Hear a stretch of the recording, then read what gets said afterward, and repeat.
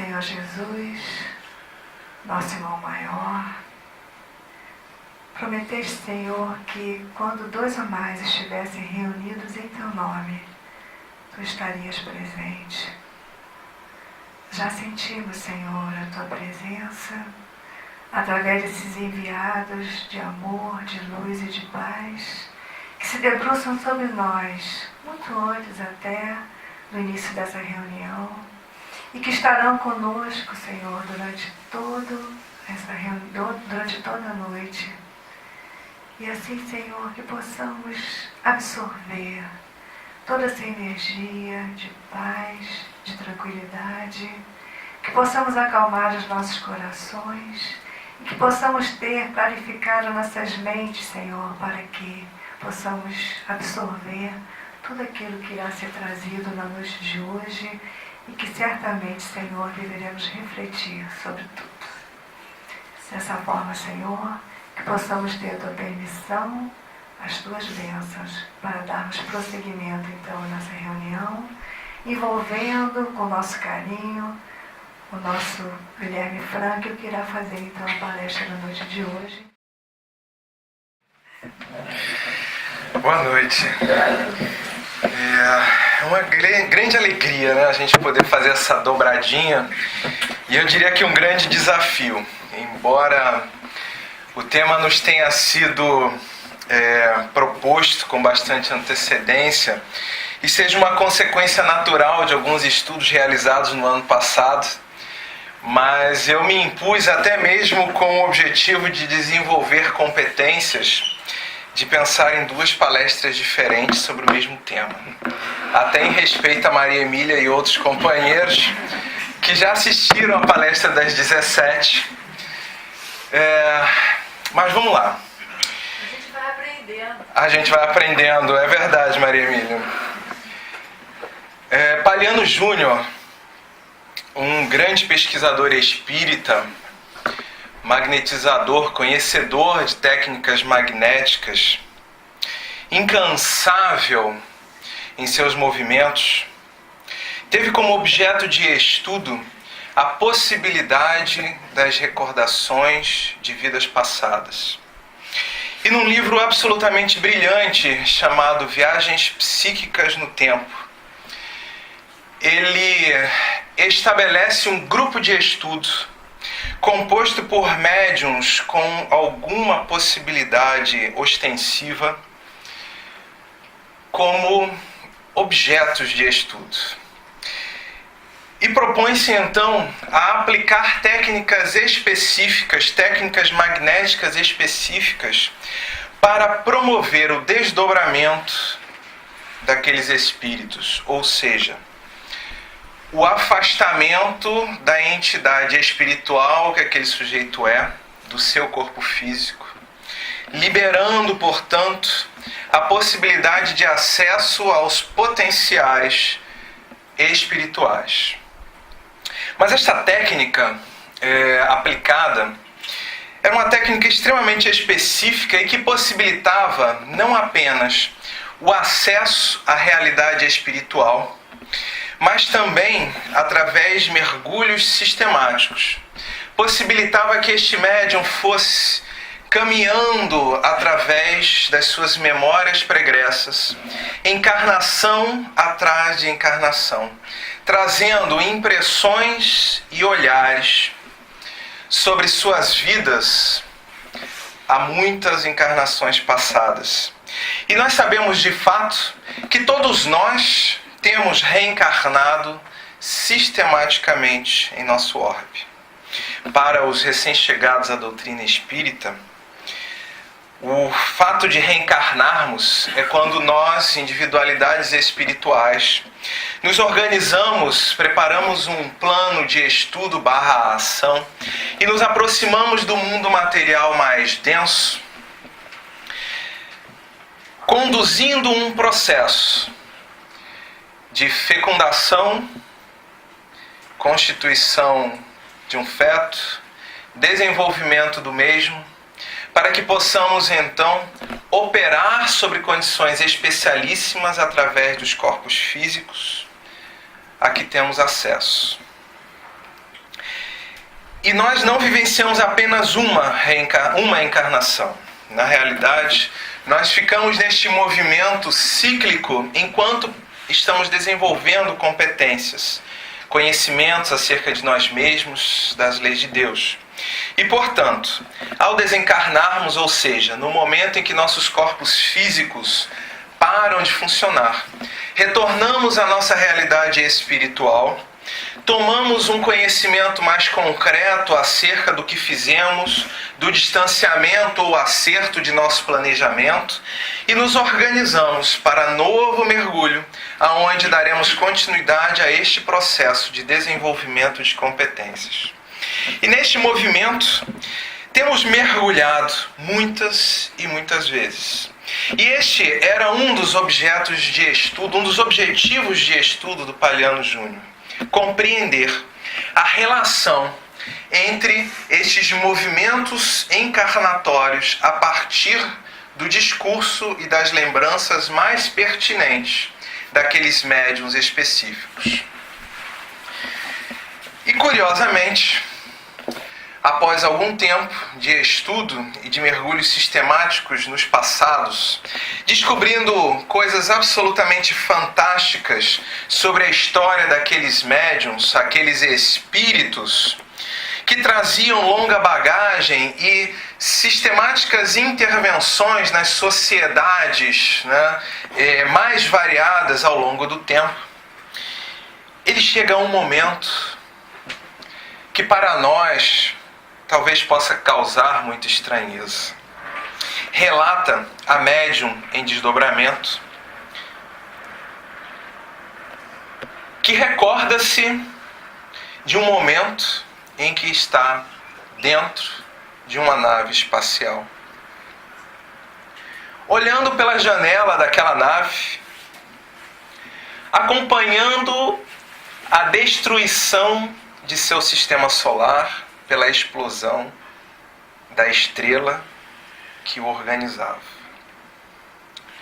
Aqueles espíritos residentes naquele mundo deixavam, portanto, dentro de suas possibilidades encarnatórias, a condição de continuar reencarnando naquele orbe, que, segundo a narração, deixava de ser um mundo de provas e expiações e mergulhava numa nova dimensão chamada o mundo de regeneração de uma forma especialíssima e que não é uma regra para todos nós. E isso é importante que nós marquemos, porque como estamos vivendo um mundo de transição, do mundo de provas e expiações para a regeneração, pode ser que nos preocupemos. Então o Sol vai explodir e destruir todo o sistema solar? Não necessariamente. Mas naquele caso, foi exatamente o que aconteceu. E dentro de toda aquela nova constituição estelar que se estabelecia, ficavam apenas os espíritos que haviam desenvolvido-se intelectual e moralmente de forma suficientemente constante, concreta, para serem optantes pelo bem.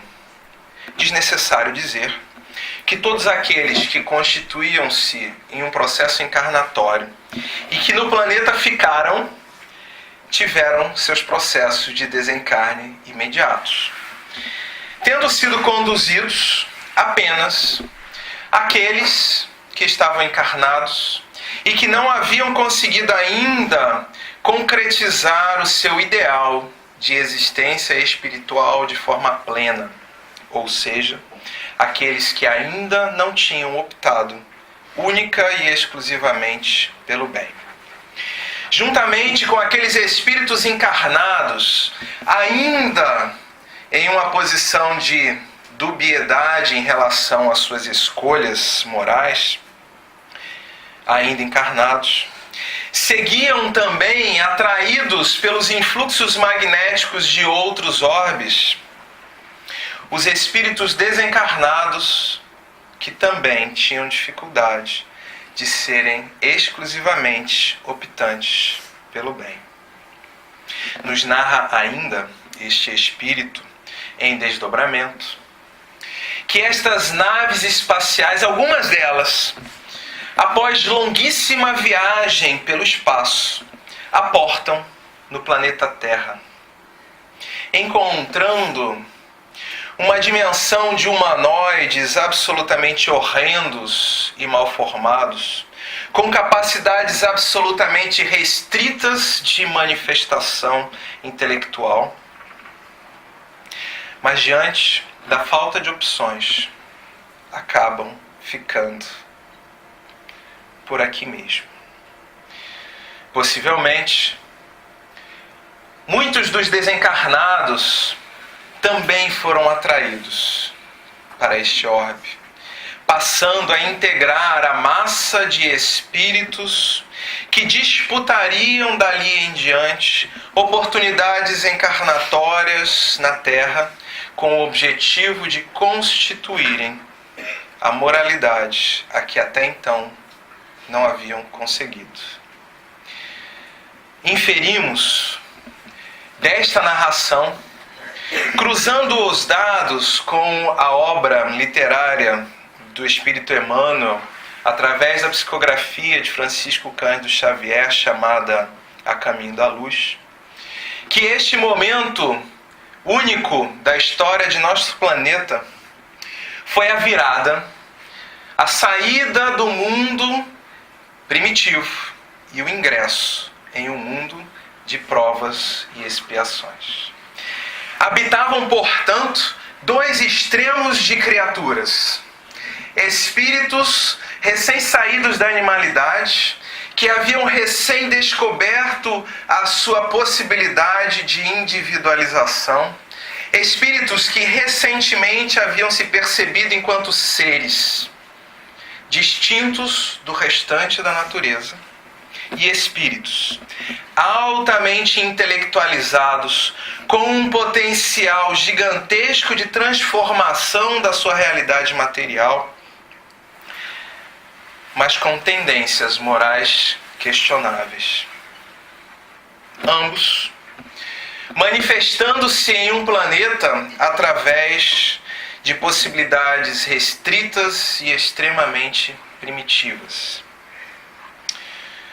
Quando olhamos para a obra Evolução em Dois Mundos, de Francisco Cândido Xavier, como médium psicógrafo, e André Luiz como espírito, o autor, efetivamente, percebemos que este momento é um momento chave, porque estes espíritos muito desenvolvidos imprimem nos processos reencarnatórios do orbe uma nova ordem de constituição de corpos, promovendo o surgimento de uma nova espécie dentro do gênero humano, possibilitando que aqueles espíritos primitivos, recém-saídos da animalidade, pudessem também manifestar-se através de ferramentas absolutamente melhor desenvolvidos.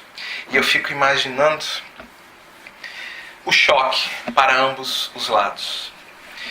Os espíritos mais atrasados, vendo como uma verdadeira dádiva a possibilidade de deixarem corpos extremamente restritos e primitivos para habitarem corpos um pouco mais desenvolvidos, mas ainda primitivos e pouco desenvolvidos, recebendo um potencial, um legado absolutamente mágico que lhes dava condições de pensar de forma contínua, de aprender com suas próprias ações pretéritas e de prever os acontecimentos futuros, porque começavam a utilizar-se de novas estruturas cerebrais, o neocórtex, que nos dá exatamente esta diferenciação em relação aos animais. Na outra ponta, manifestando-se nos mesmos corpos, os espíritos muito desenvolvidos que passavam a sentir-se absolutamente tolhidos porque apesar de toda a sua força de imprimir uma nova codificação genética mais desenvolvida, não foram capazes de manifestar corpos absolutamente belos e plenos, como aqueles a que estavam acostumados. E talvez, voltando ao livro Viagens Psíquicas no Tempo, o choque destes companheiros, manifestando-se em corpos razoavelmente primitivos, lidando no dia a dia com espíritos, companheiros seus, em belíssimos corpos recém-chegados, de equipamentos vindos do espaço com tecnologias absolutamente inacreditáveis, mas que estavam sendo oxidados de forma muito rápida pela própria condição material densa de nosso orbe. Destas estruturas tecnologicamente muito avançadas, não temos mais registro em nosso planeta. Temos talvez alguns registros do que foi possível construir com estas tecnologias, mas aí já ficamos no campo da inferência, na pressuposição de que a construção das magníficas pirâmides e de outras tantas construções humanas muito mais amplas e precisas do que estas, só foram possíveis com tecnologias alienígenas. Talvez até como um campo de possibilidade para pesquisas nossas, de nós espíritas. Mas repito, enquanto teoria de pensadores, alguns espíritas que buscam explicar estes fenômenos que, aliás, a própria ciência humana ainda não consegue explicar. Como é que se construía verdadeiros legados arquitetônicos de proporções gigantescas e de precisão absolutamente milimétrica, que possibilitavam a observação dos astros com precisão inequívoca. Bem, feito este à parte, percebemos então duas forças que passam a se manifestar neste orbe, e aos poucos aqueles corpos lindos e maravilhosos vão deixando de existir em nosso orbe, e apenas esta raça intermediária, talvez o Homo sapiens, talvez o elo perdido anterior ao Homo sapiens, começa a habitar de forma plena, subjugando as demais espécies, impondo seu código genético, no movimento absolutamente de plenitude para os espíritos recém-saídos da primitividade, e num sentido de solidão, sofrimento, sentido de encarceramento daqueles espíritos que anteriormente manifestavam-se com inimaginável liberdade e que agora sentiam-se absolutamente restritos naquelas prisões grotescas e viam-se obrigados a reconstruir suas vidas, e enquanto o faziam, refletiam sobre os valores de moralidade. Aos poucos, muitos destes companheiros que nos deixaram ao longo da história legados absolutamente magníficos, desenvolveram seus potenciais morais, restabeleceram um nível de sintonia com seus companheiros de outrora e foram magneticamente atraídos para o seio de seus grupamentos familiares. Outros, entretanto, até a presente data, encontram-se labutando neste orbe, tentando, de alguma forma, libertar-se. Temos aí a referência à raça adâmica, conforme proposto pela codificação. O surgimento de uma raça mais plena e ampla. Bem, talvez fosse importante ainda considerarmos que neste movimento de constituição de um novo código genético, podemos ainda perceber, segundo o relato de alguns espíritos, entre eles André Luiz, que há constantemente uma interferência dos espíritos superiores que criaram o planeta Terra como objeto de desenvolvimento de suas competências, campo de estudo, através do qual responsabilizaram-se pela criação de um ambiente cada vez mais saneado e pleno para a manifestação da vida em toda a sua plenitude, estabelecendo um espaço de convivência seguro para todos os espíritos ali encarnantes. Estes espíritos superiores, portanto, não aqueles recém-saídos da migração do mundo de provas e expiações para um de regeneração, mas talvez espíritos extremamente superiores aos graus que possamos imaginar, também interferem neste processo de extinção e criação de espécies, de regulação das forças naturais, de estruturação daquele planeta que outrora era uma bola incandescente, sem possibilidades de sustentação da vida. Interferem, segundo André Luiz, como verdadeiros cientistas, buscando cada vez mais formas melhores de manifestação da inteligência e da vida, proporcionando aos princípios inteligentes e aos espíritos melhores condições de manifestação. Sobre este olhar, poderíamos, portanto, nos considerarmos como os melhores protótipos de perfeição de que temos notícia até a presente data.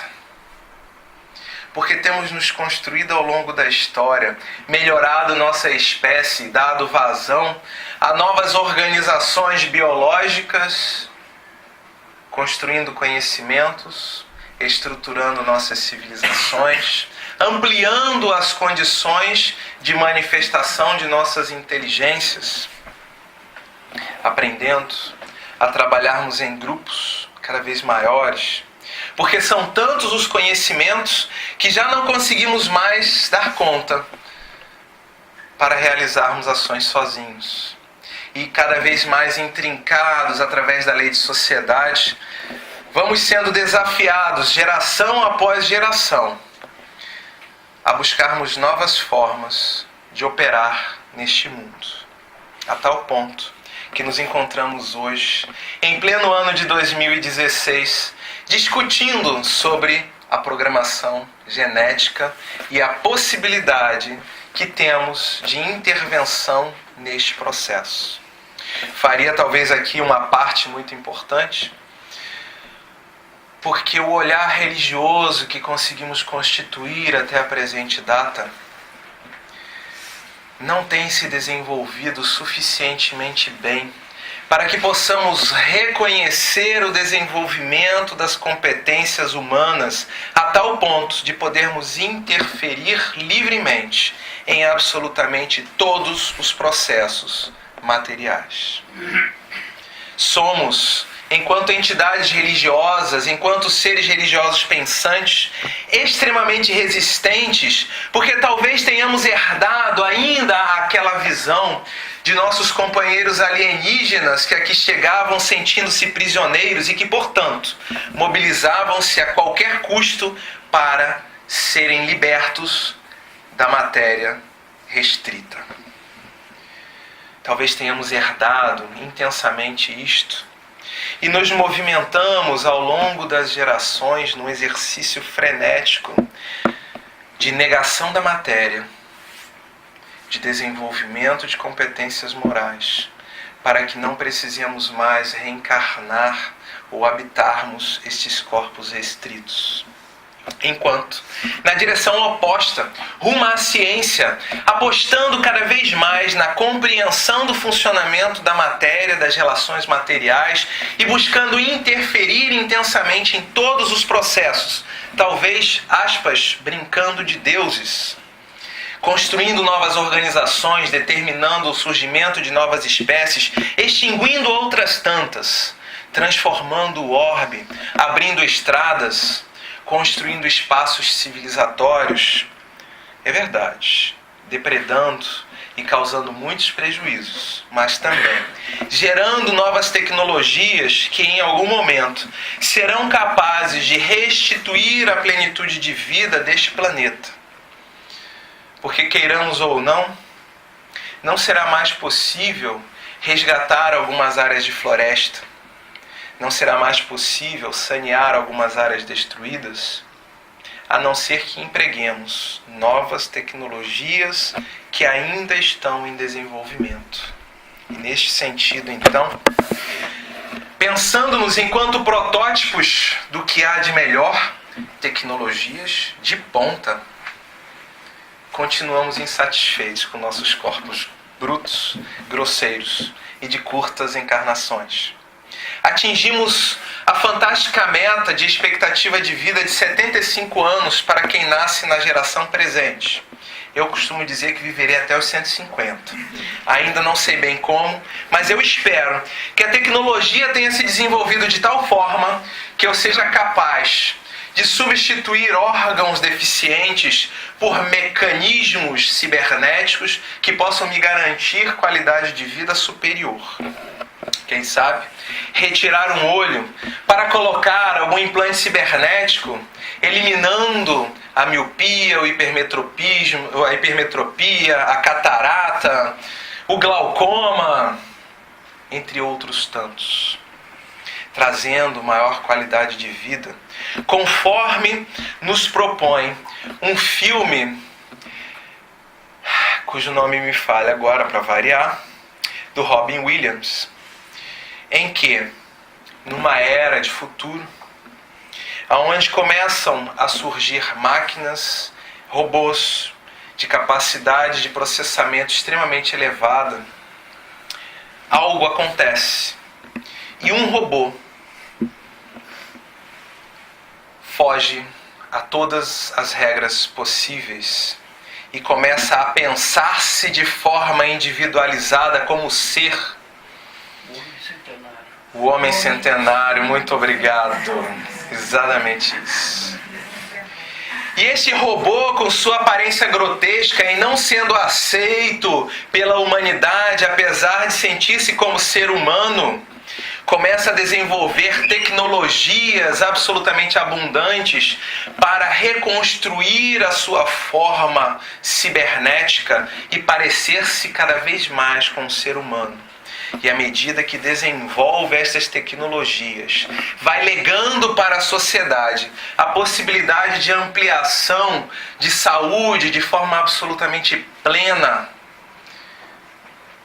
de eliminação, erradicação de doenças.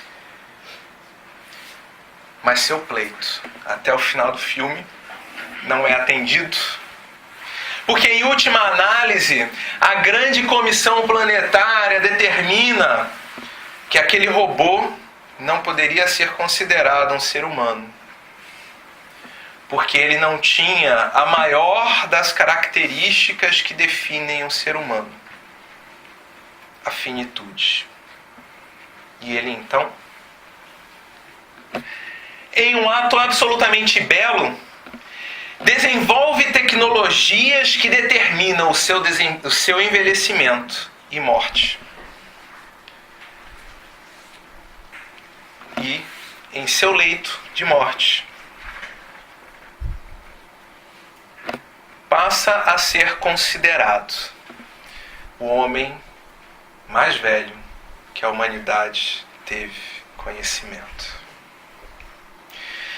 Talvez possamos pensar sobre a possibilidade de intervenção das ciências humanas, não apenas na construção de equipamentos cibernéticos e novas tecnologias que nos deem condições de manifestação da vida espiritual e inteligente de forma mais concreta e coesa, mais precisa, mais bela, mais liberta.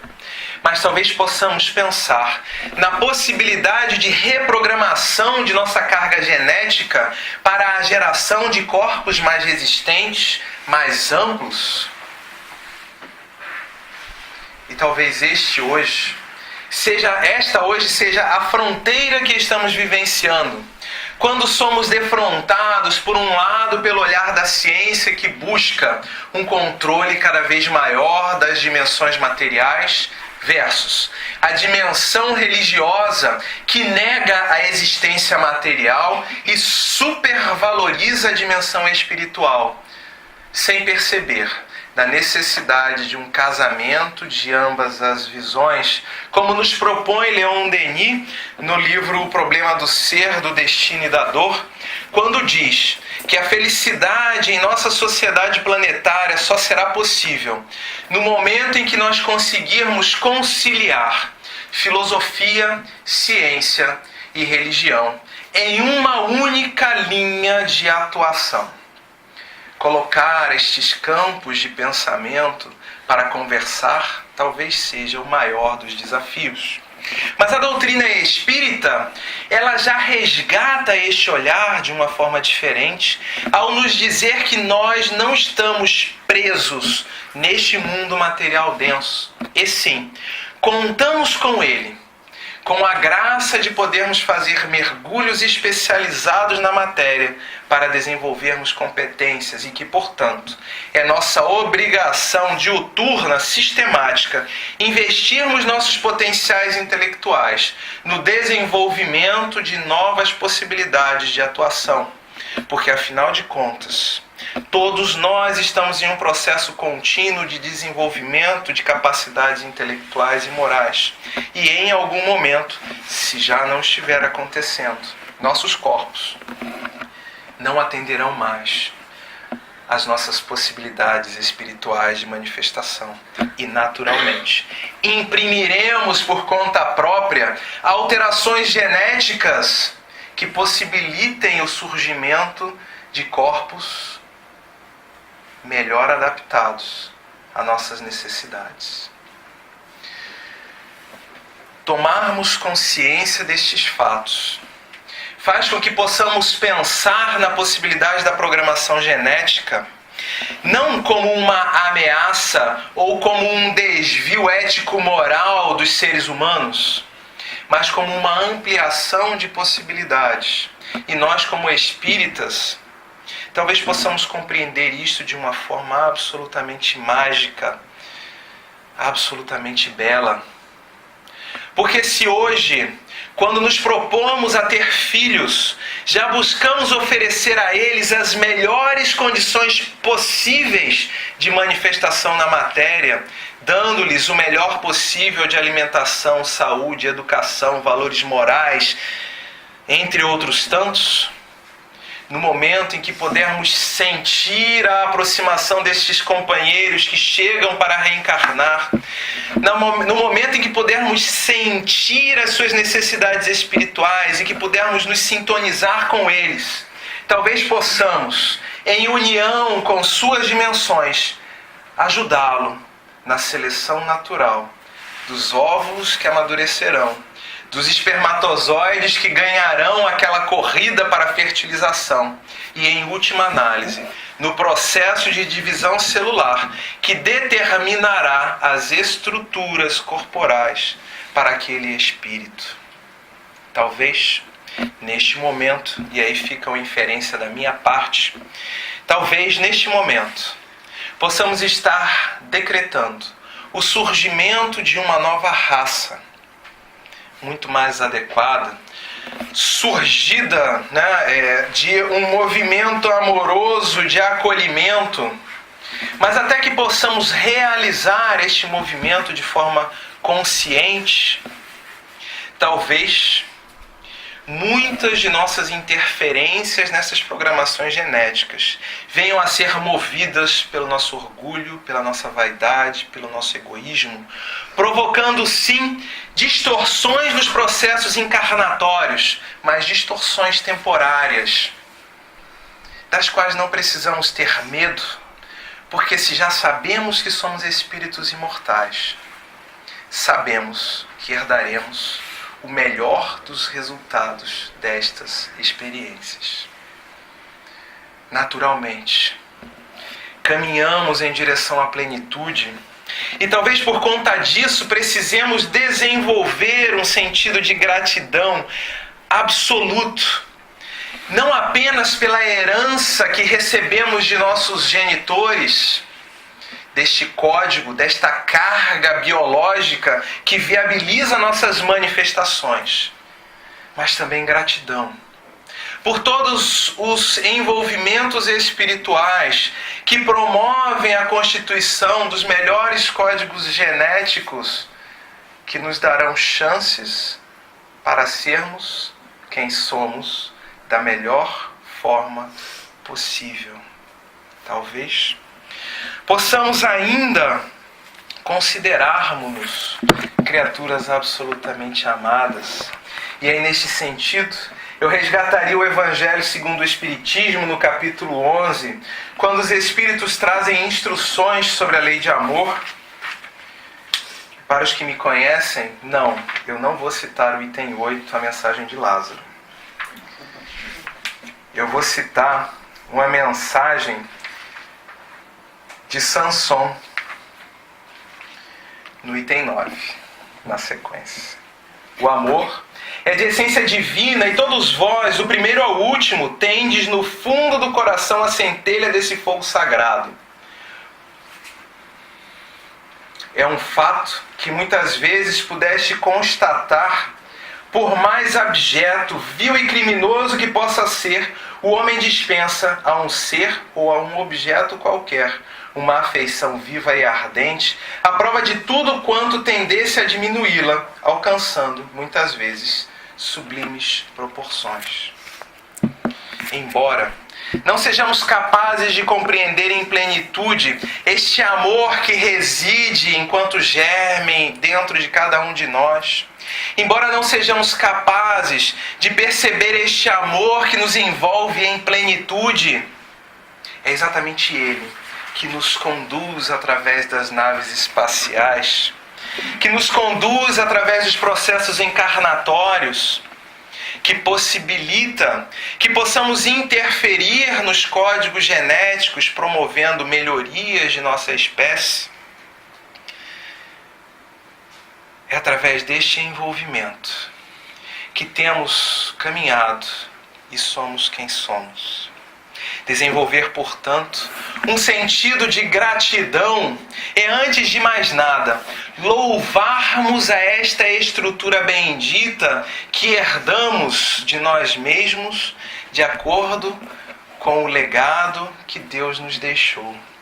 Reconhecermos a plenitude de Deus, exaltarmos a existência de uma individualidade soberanamente boa e justa que nos conduz através dos erros do tempo, das encarnações, rumo à felicidade plena.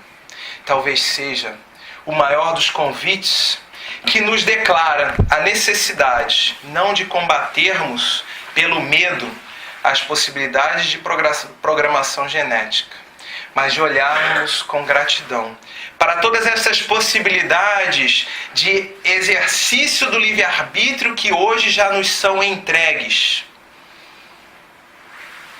para que possamos, à medida em que assumimos a responsabilidade por cada um destes nossos atos, possamos vivenciar este amor que nos envolve. Que possamos, desta forma, interferir não de forma crítica negativa ou no sentido de mantermos o passado, porque sabemos que isto não é possível. Que possamos interferir de forma dialógica e compreensiva com estes campos da ciência que nos oferecem novas possibilidades, trazendo para estas possibilidades de ação uma reflexão ética e moral à luz da doutrina espírita, que nos propõe, como balizamento de nossas ações, a preocupação com o outro e com nós mesmos, estabelecendo, portanto, a plenitude que Jesus nos propõe do amar a Deus sobre todas as coisas. Paz e bem a todos.